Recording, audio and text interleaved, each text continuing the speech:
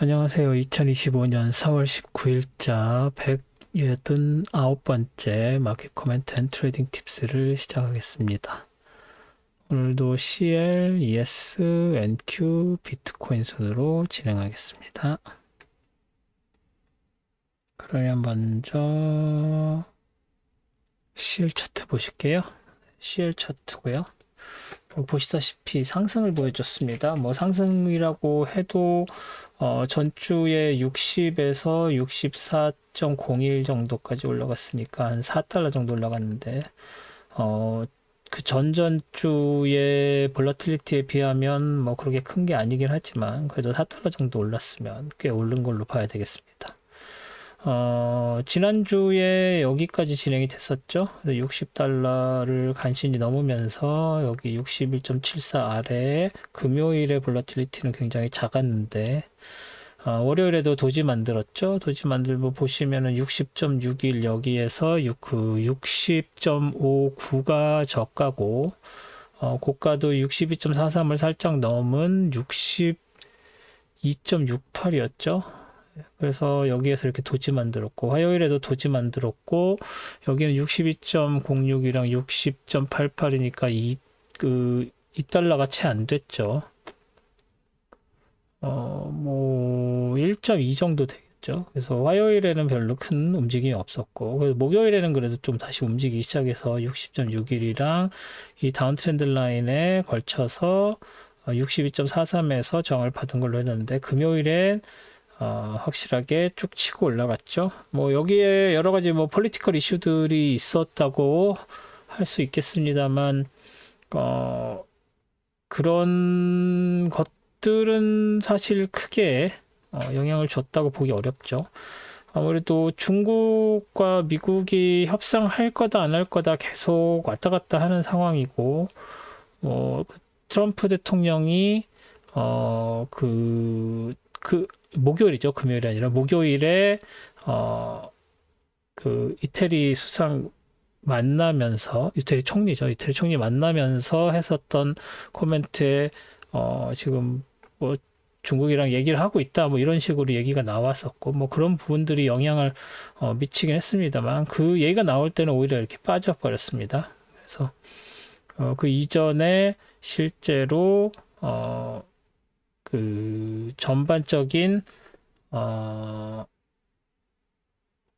그 여러 국가와의 관세 그 협정이 조금씩 되어 가고 있다. 뭐 이런 이야기들이 나오면서 아무래도 위축되었던 이렇게 쭉 빠져내려왔던 그 원유 수요가 조금 풀리는 게 아니냐 뭐 이런 분위기가 있었습니다만 크게 의미를 둘 수 있을 만한 움직임은 아니라고 보는 게 맞을 것 같습니다.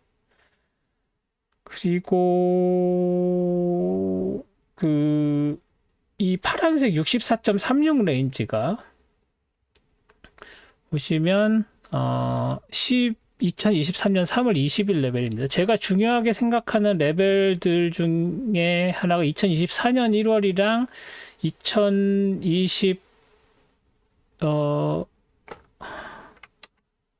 2023년 여기죠. 여기 2022년 12월이랑 2023년 그 1월 레벨 이 두 레벨이었죠. 그래서 이 두 개 이렇게 레벨을 해서 여기가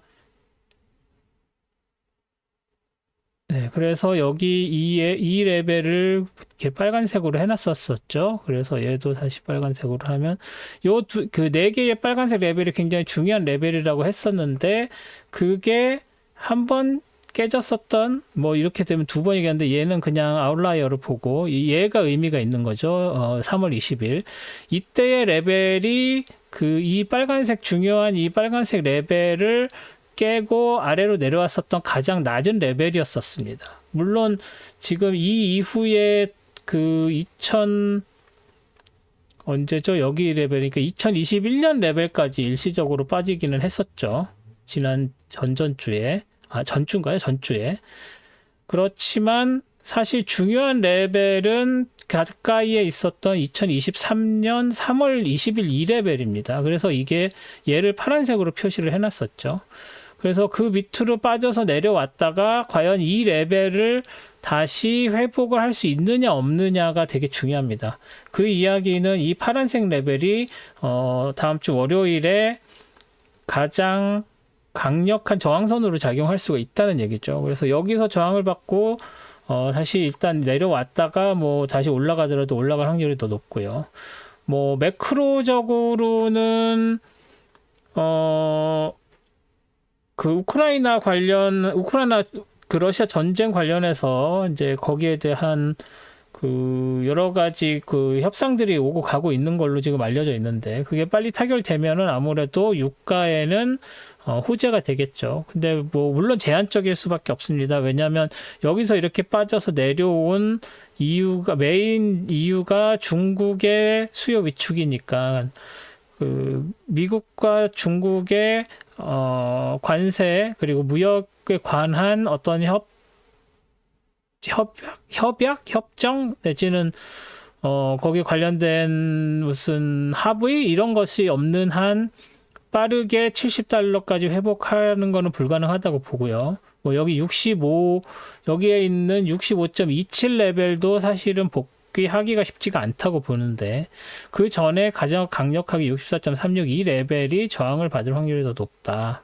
그리고 지금 올라오는 이 레벨이 이 64.36을 과연 쉽게 뚫을 수 있느냐 저는 회의적으로 보고 있습니다. 그래서 그런 부분들을 고려하시면 64.36을 조금 지켜보실 필요가 있어 보입니다. 네, CL은 이 정도로 정리를 하겠습니다. 뭐 아직도 굉장히 약세를 보이고 있는 상황이라서 이게 쉽게 올라갈 수 있을 것 같지는 않습니다만 뭐 여러 가지 이란 관련 문제들 이런 것까지 해서 아직도 악재가 남아있죠. 이란과 미국의 협정이 타결이 된다고 하더라도 지금 굉장히 어려워 보이기는 합니다. 왜냐하면 이란도 좀 굉장히 반발하고 있는 상황이고 미국도 굉장히 강한 반발을 하고 있는 서로 이렇게 합의가 이루어질 수 있는 분위기가 아닌 걸로 알려지고 있기 때문에 그럼에도 불구하고 뭔가 좀 진전이 있다고 하면 유가에 그 안정적인 공급이 재개가 되기 때문에 그렇게 되면 다시 유가가 빠질 이유가 되겠죠. 그래서 그 이란 관련된 것은 잘 안 되고 있다고 하더라도 그 상승 요건이 되지는 않지만 타결이 되거나 해결이 되면 하락 요건이 되는 그런 이슈라고 보시면 됩니다. 그래서 그 부분도 그래서 이란 관련 우크라이나 러시아 전쟁 관련 그런 부분들이 그리고 이제 뭐 후티 반군도 좀 많이 괴멸된 상태라고 나오고 있죠. 그래서 그 부분도 유가 하락의 요인입니다. 후티가 얼마나 타격을 입어서 수에즈로 지나다니는 그 원유 수송 탱커들에게 위협이 되느냐 안 되느냐 뭐 이런 것들도 작게나마 원유 하락 상승 이슈가 될 수 있습니다. 그래서 그런 부분들을 다 체크를 하셔서 유가 매매하실 때 참고를 하시면 될 것 같습니다. 여기선 뭐 새로 더 그릴 게 없죠. 지난주에도 그려봤었던가요? 여기 피보나치 리트레이스먼트를 이 위랑 여기랑 여기를 이렇게 하거나 반대죠. 얘를 여기다 찍고 얘를 이렇게 찍었을 때 1.618에 해당되는 라인 얘를 여기에 300 정도로 하면 310 뭐 이렇게 한다고 하면 지금 어느 정도 여기 이 정도 55.61 정도 레인지에서 다시 이렇게 치고 올라오는 거죠. 그래서 이 부분을 여기에서 65.27에 해당되는 여기가 지금 얘는 65.22죠. 65.22. 여기를 놨을 때 여기 써있네. 65.21이 있을 때 55.61이니까 여기서 이렇게 반전을 보이는 게 사실은 맞는 거죠. 그래서 이게 올라와도 이 1에 해당되는 100%에 해당되는 이 레벨을 뚫고 올라가기 힘들다. 그래서 64.36과 65.27을 봐야 된다는 게 피보나치 리트레이스먼트로도 확인을 할 수가 있습니다. 그래서 이 정도로 CL은 정리하는 걸로 하도록 하겠습니다. 다음은 ES죠. ES 보실까요? 네, ES 지난주에 여기까지 진행이 됐었죠. 여기까지 진행이 됐었죠. 뭐 CL하고도 별 큰 차이가 없는데 이제 CL은 여기서 이렇게 상승을 보였던 반면 지수 선물은 이제 하락을 보였습니다. 이 밑에서 올라오는 빨간색 트렌드 라인, 밑에서 올라오는 굉장히 중요한 트렌드 라인이었죠. 이 트렌드 라인에 지지를 받았습니다. 뭐 굉장히 미세하게. 그리고 요 위에서 내려오는 다운 트렌드 라인 이 사이에 딱 걸쳐서 도지를 만들었고, 화요일도 큰 게 없었고, 수요일에 쭉 빠져서 내려오면서 이 다운 트렌드 라인에서 지지받았고, 다시 금요일 날 도지를 만드는. 사실은 이게 더 빠져 내려갈 수도 있었는데 굉장히 많이 버틴 걸로 봐야 될 것 같습니다. 이렇게 진행이 됐는데, 뭐 하루하루 지날 때마다 여러 가지 일들이 있죠. 뭐 코멘트들이 있죠. 그럼에도 불구하고 여러 가지 강한 코멘트들이 특히 트럼프의 입을 통해서 나왔음에도 불구하고 그렇게 큰 움직임을 보이지 않았고, 아마 이것은 파월 의장의 코멘트 스피치에 관련된 걸로 하락을 했다고 보는 게 맞을 것 같고요. 뭐 복합적이긴 합니다만. 그래서 일단 5333.50은 버틸 수 있을 걸로 봤는데 그거보다도 아래에서 형성이 돼서 좀 더 하락 쪽으로 치우칠 가능성이 없지 않다라고 봐야 될 것 같습니다. 여기 533.50 여기죠. 예. 여기서 이렇게 쭉 빠져서 내려왔다가 다시 상승과 하락을 5333.50 이거를 기준으로 이렇게 업다운 이런 식으로 하면서 수렴이 되어 나갈 걸로 기대를 하고 있습니다. 그래서 533.50 여기서 한 번 더 저항을 받으면 더 밀려서 내려갈 수 있는 가능성이 있다라고 보시는 게 맞을 것 같습니다. 네. ES는 이 정도로 정리를 하겠습니다. 또 매크로 전망은 조금 힘들죠.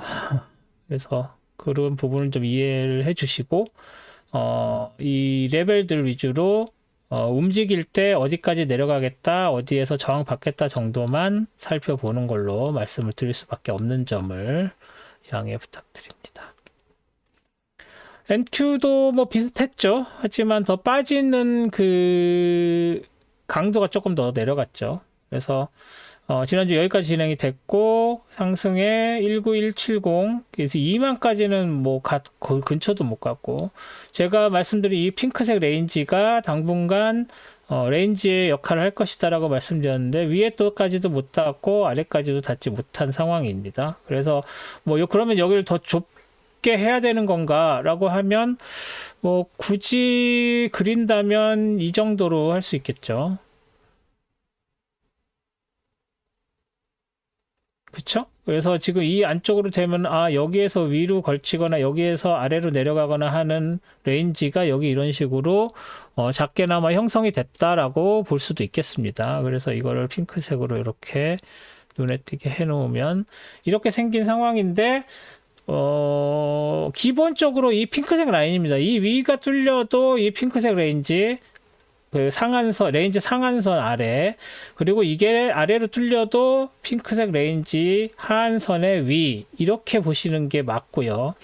그리고 이 다운 트렌드 라인, 레인지 무브 시작할 때 만든 트렌드는 되지만 여기서 다시 만드는 트렌드는 레인지 무브 안에서 다시 만들지 않는다고 저희가 여러 번 말씀을 드렸죠. 그래서 레인지 무브에서는 트렌드 라인을 그리지 않는다. 단 가장 처음에 있었던 트렌드 라인은 유효하다. 이걸 잘 기억을 하시고요. 뭐 지난주에도 말씀드렸지만 18709 여기를 기준으로 내려가고 올라가고 내려가고 다시 올라가고 뭐 이렇게 해서 레인지를 유지할 확률이 되게 높아졌다고 볼 수 있겠죠. 하지만 지금은 아니고 다음 주 중반 가면 위쪽으로 올라갈 때 이 초록색 다운 트렌드 라인을 만납니다. 그렇게 되면은 하락 압력이 상승 압력보다 좀 더 커질 수 있다는 거를 고려를 하셔야 될 것 같고요. 그렇게 된다면 이 상한선이 깨질 우려보다 하한선이 깨질 우려가 더 큽니다. 그 얘기는 장이 아래로 치우칠 확률이 좀 더 높다.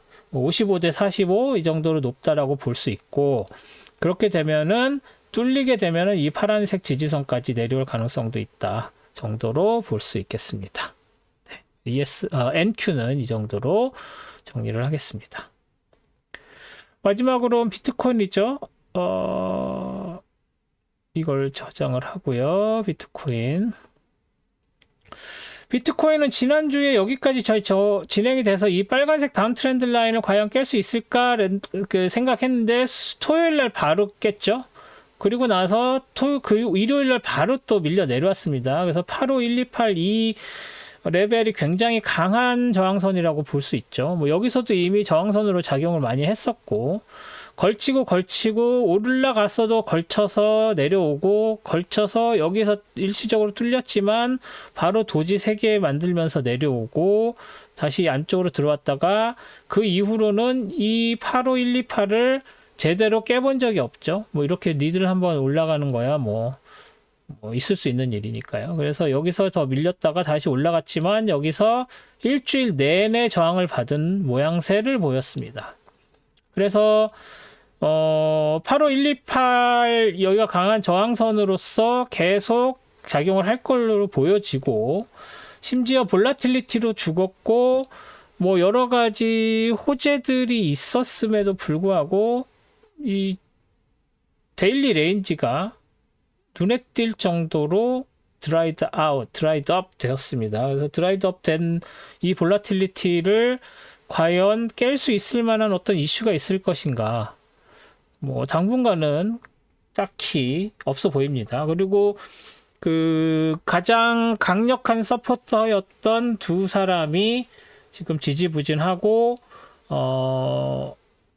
그 크립토 커런시로 뭐라고 해야 되나요? 장난질을 쳤다고 해야 되나? 했었던 여러 그 나스닥 기업들의 주식도 굉장히 부진을 면치 못하고 있죠. 그리고 오히려 비트코인이나 크립토 커런시에 큰 기대를 걸었었던 나스닥 그 테크 기업들이 그 주식의 부진이 훨씬 더 심합니다. 그런 부분들 때문에 쉽게 크립토커런시가 움직이지 못하는 그런 모습을 보여주고 있습니다. 그래서 다음 주도 뭐 큰 움직임을 기대를 할 수가 없고, 뭐 계속 이렇게 가지 않을까. 그래서 좀 더 밑으로 내려올 가능성이 더 크겠죠. 왜냐면 이렇게까지 저항을 받았으니 이걸 뚫고 올라가기가 만만치가 않습니다. 그래서 그런 부분들을 고려하면 비트코인은 좀 장이 무겁지 않나 하고 봐야 될 것 같습니다. 네.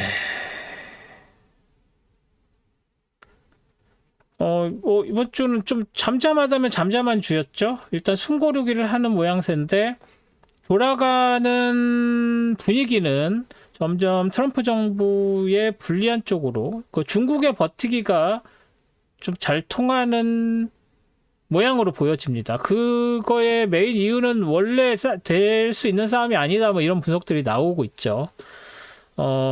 약점이 없다고 생각하고 소위 말하는 질렀다고 생각을 하지만, 그런 약점들이 트럼프 정부나 그 보좌진 그룹이 생각지 못했었던 약점들이 하나씩 나오면서, 그거의 가장 큰 예가 지난주에도 말씀드렸던 채권이고, 그 채권 위험성이 한번 노출되고 나서는 채권 수익률이 떨어지는, 다시 말해서 채권의 가격이 다시 오르고 있는 와중에도 그렇게 주식시장이나 다른 시장에 영향을 못 미치는, 다시 말해서 채권 시장을 통해서 그 정부의 정책 신뢰도가 굉장히